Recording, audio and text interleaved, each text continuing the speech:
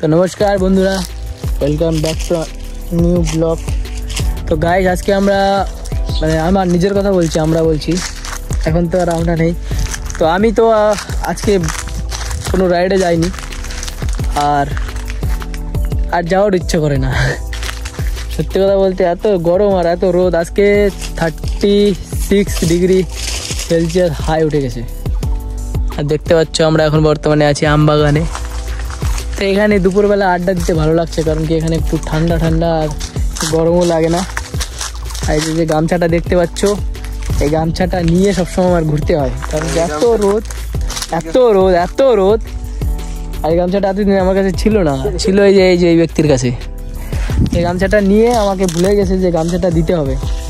তো আমরা বর্তমানে এখানে এসছি একটা কাজ করতে, সেটা হচ্ছে যে মালিক দেখলে আমাদেরকে পিস পিস করে কাটবে। তো যাই হোক, আমরা এখন এসছি আম পাড়তে। তো আমি আমটা খাবো না, খাবে হচ্ছে এই যে রুগী মানুষ। তো আমার আরও সেম সর্দি কাশি জ্বর। চল আম পাড় পার রে রুগী। এই গেছে না, এই গেছে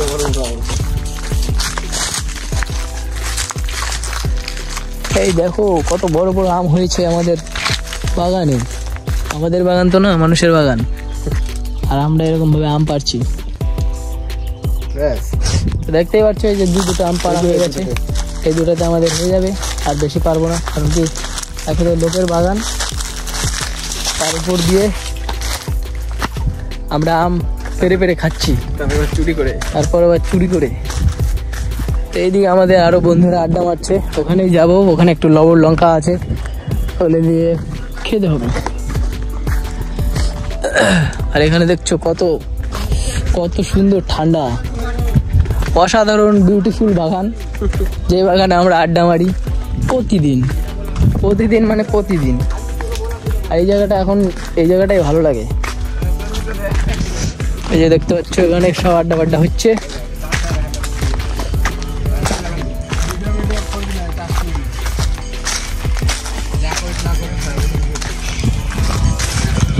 লবণ।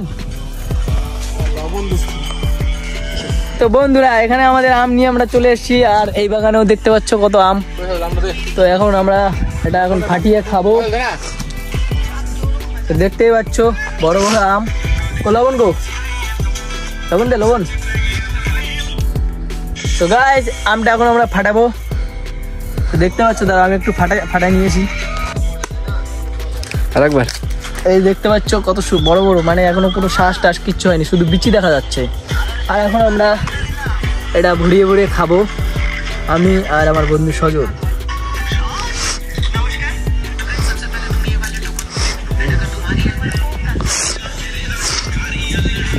গাইস, এই যে দেখো এখানে হচ্ছে আমাদের মশলা, লঙ্কা আর লবণ।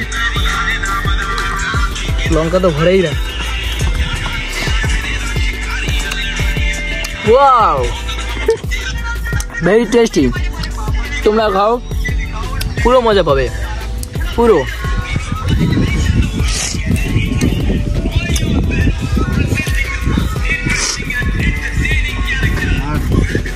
তো গাইস, আমাদের পিছনে ব্যাকগ্রাউন্ডটা একবার দেখো, কত সুন্দর ধান ক্ষেতের বাগান। আর এই বাগানের মাঝখানে একটা বাড়ি আছে, দেখতে পাচ্ছ কত সুন্দর লাগছে দেখতে। এই বাড়িটা আমাদেরই একটা বন্ধুর বাড়ি, খুবই সুন্দর, ফাঁকা জায়গায় থাকে, একা একা অনেক মজাতে থাকে। তো দেখতে পাচ্ছ আমাদের গ্রাম, এটা হচ্ছে আমাদের গ্রাম।